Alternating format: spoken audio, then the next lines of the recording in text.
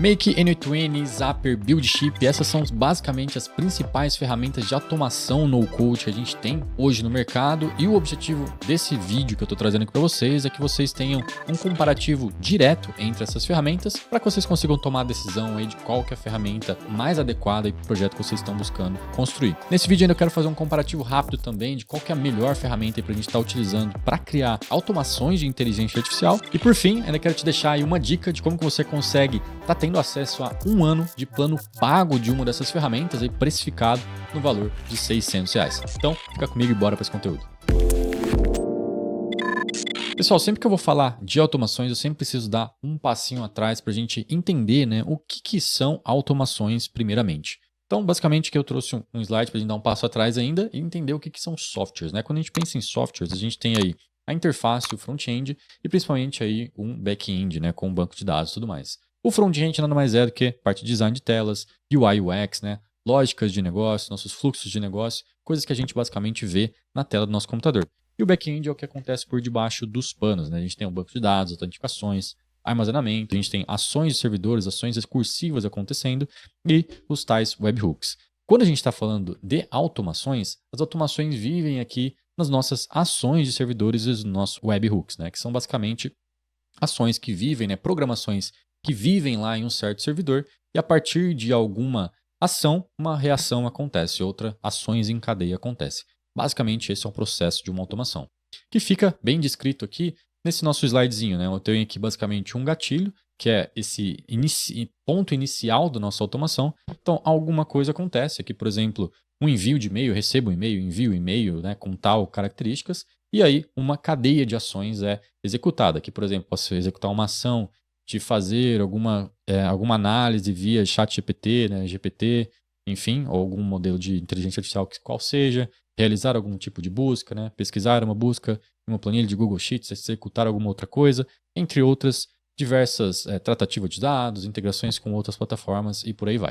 E por esse motivo de quando a gente está falando de automações, a gente basicamente buscar integrar diversas plataformas, que essas ferramentas, né, de automações, elas também podem ser chamadas aí também, são conhecidas pelo nome de iPaaS, né, ou plataformas também de integrações. E iPaaS nada mais é do que plataformas de integrações como serviço, né, Integration Platforms as a Service. Então esse é um outro nome que a gente pode estar encontrando também essas ferramentas aí de automações. Isso muito porque, né, novamente, para a gente fazer essas integrações, essas automações, muitas vezes a gente está fazendo a integração entre diversas tecnologias que a gente tem à nossa disposição aí na internet, e para isso, né, a gente vai fazer o uso de diversas APIs desses sistemas, né, seja a API do Google Sheets, do Gmail, uma API do Facebook e do Instagram para fazer postagens, etc. E a gente vai estar fazendo, né, integrações a partir dessas APIs ou respondendo e recebendo webhooks, né? E essas plataformas, né, elas são conhecidas por iPaaS ou ferramentas aí de automação, porque basicamente elas facilitam muito essas integrações com esses diversos plataformas e serviços que a gente já tem aí hoje na internet. Então, as principais ferramentas já têm diversas integrações pré-prontas que a gente consegue utilizar e acelerar muito esse desenvolvimento dessas automações que a gente quer criar.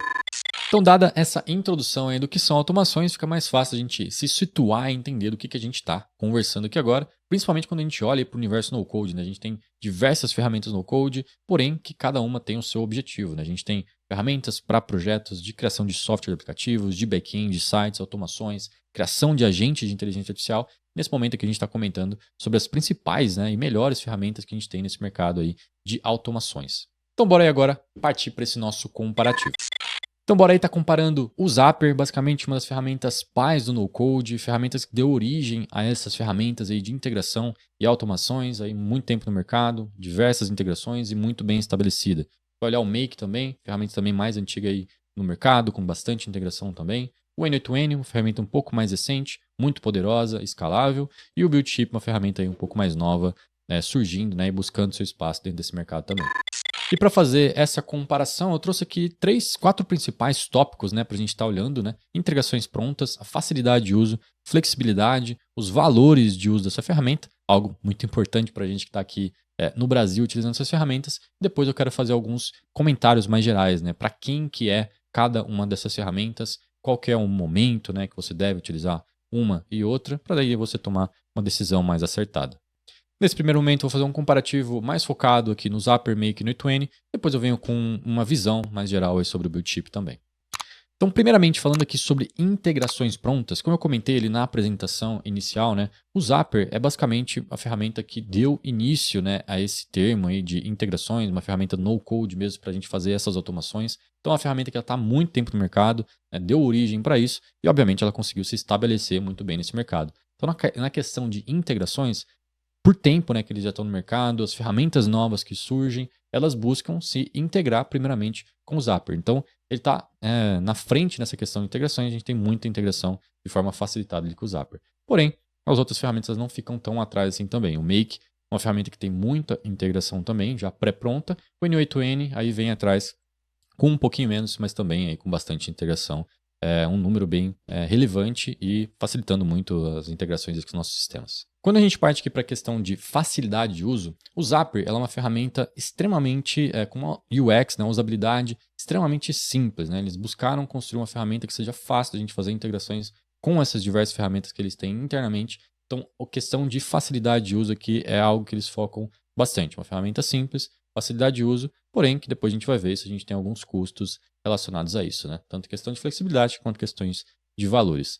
Quando a gente fala aqui do Make, é uma ferramenta que está intermediária aí, né? Ela tem a facilidade de uso, olhando aí para o Zapier, ela tem uma interface muito bacana também, no qual a gente vê os módulos, a gente consegue ver exatamente o fluxo ali fluindo, com uma interface mais amigável, digamos assim, né? E aí comparado ao N8N, a gente já vê uma interface ali um pouco mais perfil de desenvolvedor, né? Você olha ali, você está com uma cara mais desenvolvedor, a plataforma ela já tem mais esse viés e ela já tem umas funcionalidades um pouco mais complicadas de a gente encontrar, buscar, então a facilidade de uso dela é um pouco reduzida, porém a gente vai ver que isso é inversamente proporcional aos demais tópicos. Né? Quando a gente fala em flexibilidade, olhando para o Zapier, né, a gente acaba perdendo um pouquinho de flexibilidade, obviamente por questão da facilidade de uso. Né? Então a gente tem a facilidade de uso que reduz um pouco, né, a flexibilidade da ferramenta, deixa mais fácil, mas reduz um pouco a flexibilidade. Então a gente tem aí uma redução de flexibilidade, um pouco de redução de poder do que a gente consegue fazer também. E aí quando a gente olha para o Make, a gente já tem ali mais flexibilidade, maior poder do que a gente consegue fazer com a ferramenta. E olhando para o N2N, aí a gente ganha uma grande flexibilidade também. Inversamente proporcional ali, à sua facilidade de uso, mas a gente consegue fazer basicamente o que a gente quiser aí dentro da plataforma. Beleza, e agora quando a gente trata sobre questão de valores, novamente o Zapier, ferramenta extremamente bem estabelecida, mercado há muito tempo, as plataformas basicamente buscam integrar com ele, é uma ferramenta que consegue, né, tá cobrando um pouco a mais pelo serviço. É excelente serviço que ela vem prestando, né, uma ferramenta excepcional, porém que tem um custo um pouco maior, principalmente para a gente que está aqui no Brasil e principalmente quando a gente quer executar, né, grandes volumes de automações ali dentro do Zapier. Então, uma ferramenta um custo um pouco maior. Quando a gente olha para o Make, é uma ferramenta mais interessante, principalmente aqui para o Brasil, né? É uma ferramenta muito bem aceita aí pelos brasileiros, extensivamente utilizada aqui por nós brasileiros, ferramenta com um preço aí mais acessível. E quando a gente olha para o N2N, ele tem alguns quesitos, né? Quando a gente olha para a versão paga do N2N, que a gente paga para a plataforma, no qual ele tem a hospedagem própria do N2N, na versão cloud dele, ele tem uma precificação, diria que é análoga à precificação do Make, uma precificação que fica basicamente elas por elas, depende muito da forma como você está rodando as automações, porque um precifica de um jeito, o outro precifica de outro. Mas a gente pode dizer que o N2N é um pouco mais em conta ainda do que o Make, mas eles ficam bem parelhos. Porém, algo bem interessante do Make da gente avaliar é que ele pode ser, assim, entre aspas, né, gratuito, porque ele é uma ferramenta que pode ser uma ferramenta open source, né, dentro da licença aí do Faircode, ela pode ser hospedada em um servidor próprio. Então você tem sua VPS, servidor próprio, você pode basicamente lá subir o N2N, rodar o N2N na sua VPS, tendo aí basicamente os custos da sua VPS. O que eu sei que para muitos de vocês é algo muito atrativo e de fato é algo bastante interessante. Então assim, pessoal, tendo essa visão geral, né, para quem que são cada uma dessas ferramentas. Então, olhando aí primeiramente para o Zapier, né, eu sempre gosto de comentar que o Zapier ele tem um perfil mais aí dos citizen developers, né? São pessoas internas a empresas buscando criar automações em médias, grandes empresas, né? Empresas mais estabelecidas, né? Em equipes internas, automações mais rápidas, automações mais simples, automações mais a nível de negócio, pessoas utilizando, né, mais analistas, né, pessoas não tão técnicas assim, né, de áreas diversas dentro de empresas. Então, a ferramenta com uma facilidade, né, de execução, um custo um pouco maior, esse acaba sendo o perfil de uso. Claro que a gente pode utilizar para diversos outros quesitos, mas aqui é o perfil de uso que mais se encaixa. Quando a gente olha para o Make, né, uma ferramenta aí um pouco tem uma gama de usos mais ampla. Né? A gente pode pegar aí empreendedores que estão buscando construir seus negócios, criar automações, ganhar eficiência, empreendedores criando, né, alguns produtos, né, fazendo algumas automações, marqueteiros, freelancers, né, você quer prestar serviço de automações, uma ferramenta que se encaixa muito bem aí no universo de marketing também, extensivamente utilizada, ela se encaixa muito bem, principalmente para perfis ainda mais de negócio, né, automações mais a nível de negócio, o Make aí acaba se encaixando perfeitamente. Quando a gente vai para o N2N, ele é uma ferramenta já com um perfil mais técnico. Né? A ferramenta ela não é com uma usabilidade tão simplificada assim. Ela tem a sua curva de aprendizado um pouco maior, então ela já tem um perfil mais para desenvolvedores e ela também, né, possibilitar que a gente consiga reduzir muito seus custos rodando isso numa máquina virtual nossa própria, a gente consegue aqui executar ações, né, mais a nível de back-end de aplicações de forma mais robusta e escalável. Então a gente está querendo utilizar aqui automações mais robustas que de fato precisam processar milhares de dados para ser um back-end de alguma aplicação nossa em algum tipo de ação que a gente está buscando executar ali por debaixo dos panos, o N8N acaba se encaixando muito bem. Então eu gosto muito de diferenciar essas ferramentas, principalmente do perfil da pessoa e aí também, né, um pouquinho das ações que essa pessoa está buscando construir. Né? O Zapper mais simplificado a nível de empresa, o Make mais o empreendedor buscando criar algumas automações a nível de negócio e o N2N aí mais o perfil desenvolvedor mesmo, criando aí essas automações dos seus aplicativos e back-end dos seus aplicativos. Beleza, Neto. E o Build Chip? Tá ali o logozinho dele, você não falou nada dele. Bom, basicamente o Build Chip aqui fazendo um resumo geral da minha experiência com o Build Chip. Né? O Build Chip é uma ferramenta mais recente, ou seja, a nível de integrações ela tem bem menos integrações que as demais plataformas. É uma ferramenta que ela se vende como sendo uma ferramenta mais voltada para a criação de back-ends. Né? Então, de fato, ela sai um pouco desse universo de automações e integrações, ela tenta entrar mais no universo, de fato, de construção de endpoints de API, de back-end mesmo, ações recursivas, cron jobs. Então ela vai mais para essa pegada de back-ends. Coisas que a gente consegue sim fazer com o N2N, fazer sim com o Make, porém ela vem te marketeando e, obviamente, marketeando para esse lado, ela vai buscar construir soluções mais para esse lado. Então ela tem uma certa diferenciação aqui, busca fazer uma certa diferenciação das outras ferramentas, mas coisa que a gente também consegue construir, por exemplo, com o N8N da vida. O Buildchip é uma ferramenta que ganhou muito nome aí também por ter uma conexão próxima com a equipe do Flutterflow. Né? Então, se você está no universo aí de construção de aplicativos com o Flutterflow, talvez já tenha ouvido falar do Buildchip por conta dessa relação. É um marketing mais direcionado com pessoas que estão trabalhando com Flutterflow por eles terem essa relação. E aí, por ser uma ferramenta nova, acredito que ela ainda tem muito a evoluir. Isso principalmente porque para a gente conseguir executar coisas simples nela ainda, a gente já tem que partir para o código. Então, é uma ferramenta robusta, tem muito espaço para crescer, é flexível, é poderosa, mas né, a gente tem que, para executar coisas simples, a gente já tem que partir para o código.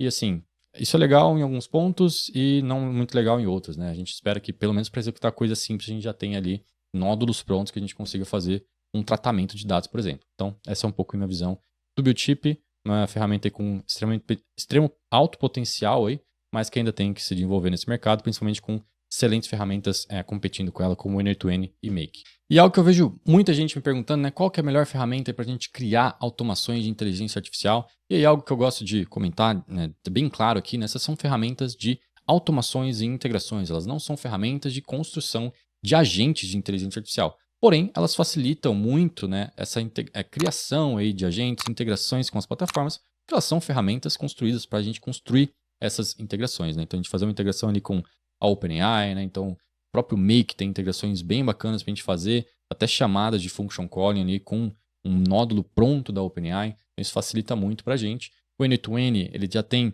módulos integrados ali do próprio LangChain, né? Uma biblioteca, um framework aí de construção de aplicativos de inteligência artificial, então tem um módulozinho pronto ali, né? O que acaba dando uma característica de criação de agentes de IA, mas é algo bem inicial, assim, o foco da ferramenta é de fato criação de automações. Eu vejo muito essa comparação, esse erro conceitual acontecendo bastante. Então, a nível de melhor ferramenta, depende muito do que você está querendo construir, né? Com todos a gente consegue fazer integrações e automações com inteligência artificial, né? Construir aí bots, construir aplicações, né? Fazendo essas tais integrações.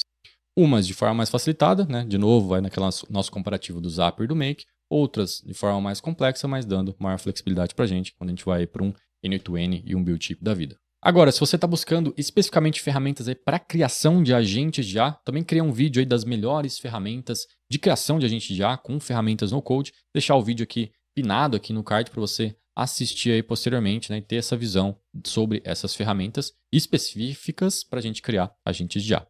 Se esse é um assunto que te interessa, né, tanto automações de inteligência artificial, criação de agentes de IA, criação de softwares de IA, né, aplicativos integrados à inteligência artificial, eu vou te convidar aí também para a nossa formação No Code IA, onde a gente aborda aí, né, como criar, né, tais aplicações fazendo aí o uso de inteligência artificial. Então a gente vem desde aí da parte de como fazer o desenvolvimento de produto, desenvolvimento de software, inteligência artificial, a gente passa pelos fundamentos de IA, questões de engenharia de prompt, IA para texto, imagem, áudio, IAs para vídeo. A gente vem em fundamentos das ferramentas no code, né? Ferramentas para MVPs, automações, ferramentas para websites, ferramentas para criação de SaaS. Depois a gente vem integrando tudo isso aí com alguns cases, né? Então a gente aprende a criar um micro-SaaS com GPT Vision, a gente clona o ChatGPT, faz uma construção aí de GPTs e assistentes, fazendo uso aí de function calling, né? Para a gente expandir o uso desses nossos aplicativos. E a gente faz aí também integrações